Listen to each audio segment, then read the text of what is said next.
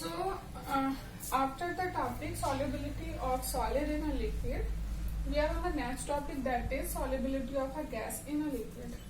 Now, there are some factors which affect the solubility of a gas, and the first factor is nature of gas. So, according to the nature of the gas, some gases are highly soluble in water and some are slightly soluble in water. So, here are some examples of the gases like nitrogen, hydrogen and oxygen are slightly soluble in water, while carbon dioxide, ammonia and hydrochloric acid, which is HCl gas, they are highly soluble in water. Right? Now the next one is the temperature. As the temperature increases, the solubility of gas in a particular liquid decreases. Right? So when temperature increase, solubility of gas decrease. Right? So it is a temperature effect on the solubility of gas.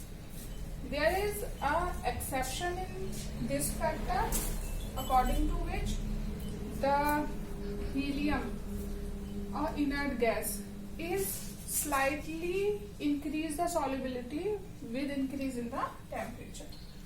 Now next is nature of the liquid solvent. Now all the gases are not highly soluble in water. They can be soluble in an organic solvent like alcohol. So here is example like oxygen, nitrogen and carbon dioxide are highly soluble in ethanol in comparison to the water, while the ammonia and hydrogen sulfide gas are highly soluble in water. Right? So it is a nature of liquid solvent. Now next factor is effect of pressure. We know that when we increase the pressure, the solubility of the gas increases.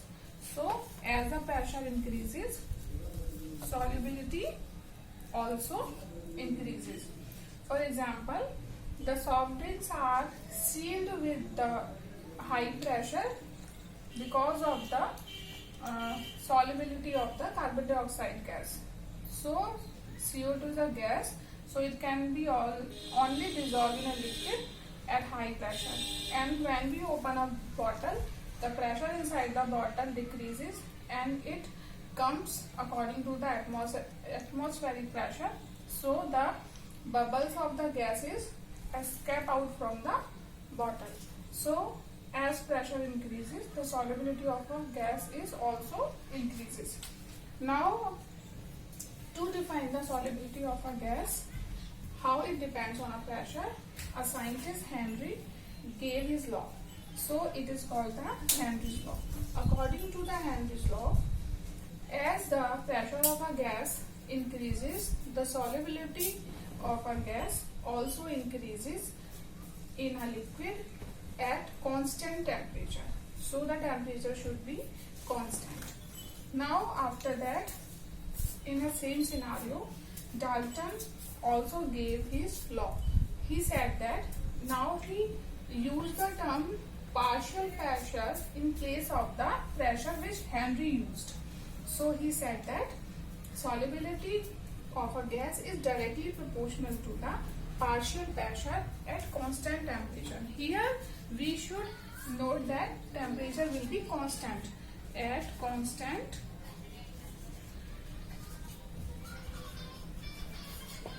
temperature. Right? So according to the Henry law, as the pressure increases, the solubility of a gas in a particular liquid also increases at constant temperature. So suppose m mass of a gas is dissolved in a liquid, so it will be directly proportional to the pressure. Now Dalton law, solubility of a gas is directly proportional to the partial pressure of a gas, that is P. Now solubility can be expressed in mole fraction. Now Dalton used the term mole fraction for a gas which is present in a given liquid. Now P, partial pressure of a gas is directly proportional to the mole fraction of a gas which is present in a liquid, or P is equal to the KHX, where KH is a Henry law constant. Right? Now I will explain further. Now here we have a graph between the mole fraction of HCl gas, that is X, which are dissolved in or which make solution in cyclohexane, and the partial pressure P of HCl. So here is a mole fraction and here is a partial pressure, right? These are the values. So when we draw a graph between the mole fraction of a gas of a solution with partial pressure, then we get a straight line, right?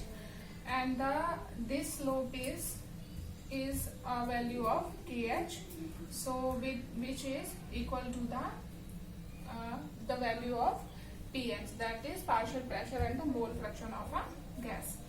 Now here is a table in which value of KH, that is Henry constant, is given for the nitrogen and oxygen in water at different temperature. That at different KH values, how the solubility of nitrogen and oxygen varies in water.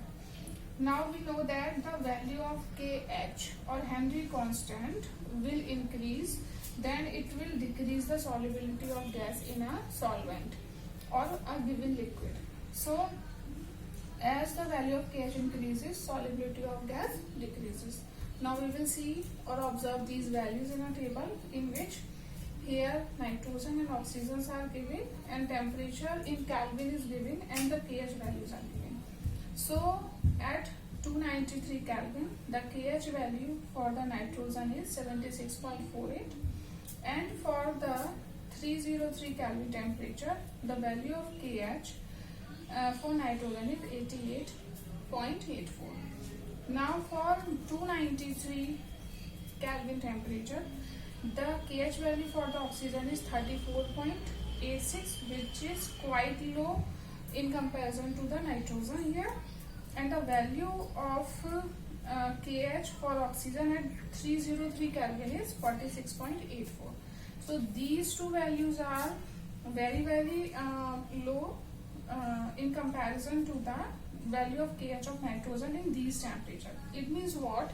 That we know if the value of KH increases, so the value of KH is high, it means the solubility of the nitrogen gas in particular temperature will be low in comparison to the oxygen, as in these temperature oxygen is having the low KH values. So as the oxygen is having the low KH values, Henry constant values, it means what? That the solubility of the oxygen gas is more than that of the nitrogen at these temperatures. So I hope that you understand what the relation between the Henry constant and the temperature. Only what we have to remember, that is this one.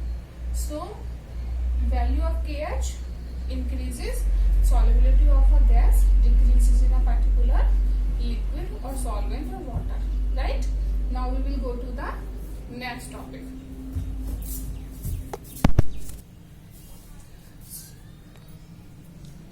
So now we are on the applications of the Henry's law. Before this, we understand the Dalton's law, which is relate the Henry law with the partial pressure of a gas, and as Henry used the term only pressure for the gas.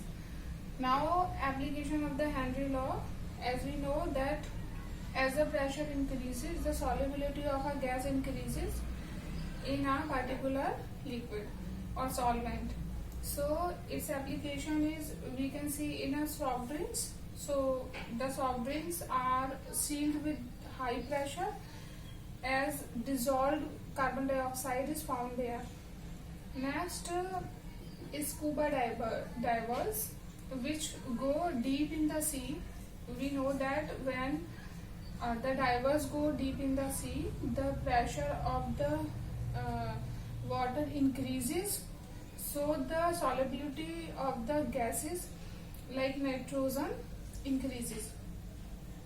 So as they go down in or deep in a sea, the nitrogen gets soluble at the higher levels in a blood, and if they come fastly to the surface level of the sea, then the pressure of the gases decreases, and we know that as pressure decreases, the solubility of the gas is also decreases. So the nitrogen gas, which is already dissolved in our blood, is tried to escape out from the blood in the form of bubbles. So it can damage our vessels as it tried to escape out from the blood. So it will be harmful to the scuba divers. So what they do to avoid these problems, they use the mixture diluted with the helium gas, that is an inert gas, this one, because it is less soluble in a blood in comparison to the nitrogen or oxygen.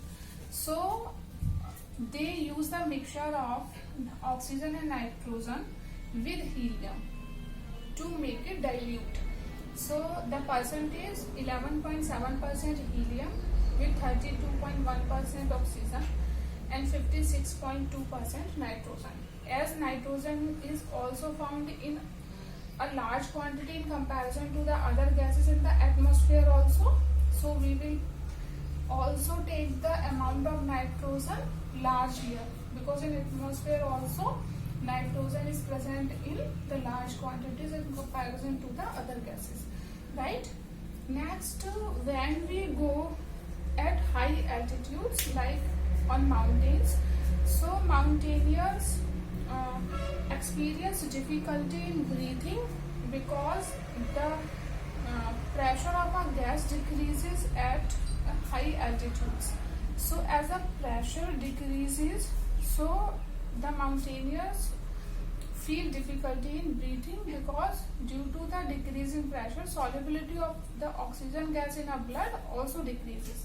So as oxygen is less in our blood, then the releasing of energy by respiration will also low.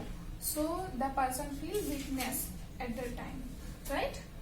And these are the some applications of the Henry's law. Now we will see the limitations of the Henry law. Now after the applications of the Henry law, we are on the next topic, that is limitations of Henry law. So there are some limitations also of the Henry's law. The first one is the Henry law is only valid if these factors are in favor, right? That the pressure should not be so high, temperature also should not high, the gas is not highly soluble in the solvent, and the gas does not chemically react with the solvent.